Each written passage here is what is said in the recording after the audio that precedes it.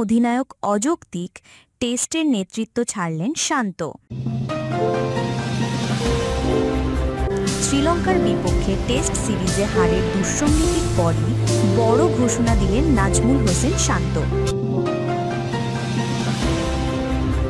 Bangladesh test দলের অধিনায়কত্ব থেকে সরে দাঁড়ানোর সিদ্ধান্ত জানিয়েছেন তিনি। কলম্বোতে শেষ টেস্টে ইনিংস ও ৭৮ রানে হেরে ১-০ ব্যবধানে সিরিজ খোয়ায় বাংলাদেশ।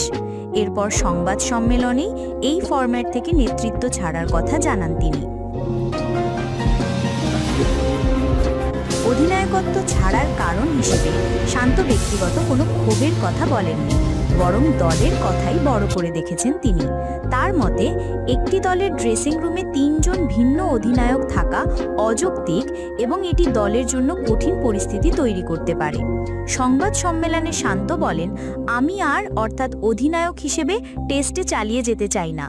দলের ভালোর জন্যই এই সিদ্ধান্ত নিয়েছি। আমি মনে করি এই ড্রেসিং রুমে ৩ জন অধিনায়ক থাকাটা অযৌক্তিক। এটা আমার ব্যক্তিগত মতামত। বোর্ড হয়তো আলাদাভাবে চিন্তা করতে পারে এবং সেটার প্রতি আমার পূর্ণ সম্মান আছে। তিনি আরও যোগ করেন, আমি আশা করব কেউ এটা মনে করবে না যে আমি ব্যক্তিগত কোনো রাগ বা মন খারাপ থেকে এই সিদ্ধান্ত নিয়েছি। এটা শুধু দলের ভালোর জন্য। নেপথ্যের কারণ উল্লেখ্য, এই শ্রীলঙ্কা সিরিজের আগেই শান্তকে না জানিয়ে ওয়ানডে দলের নেতৃত্ব থেকে সরিয়ে দেওয়া হয়েছিল।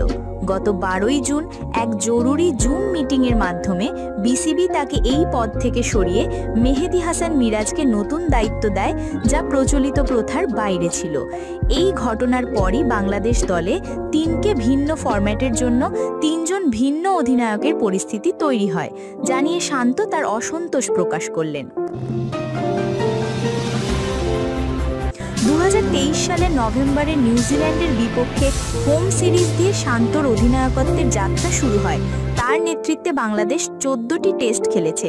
এর মধ্যে জয় পেয়েছে ৪টি, যার মধ্যে পাকিস্তানের মাটিতে ২টি ঐতিহাসিক জয়ও রয়েছে। এছাড়া ৯টি ম্যাচে পরাজিত হয়েছে দল এবং একটি ম্যাচ ড্র হয় শ্রীলঙ্কার গলে।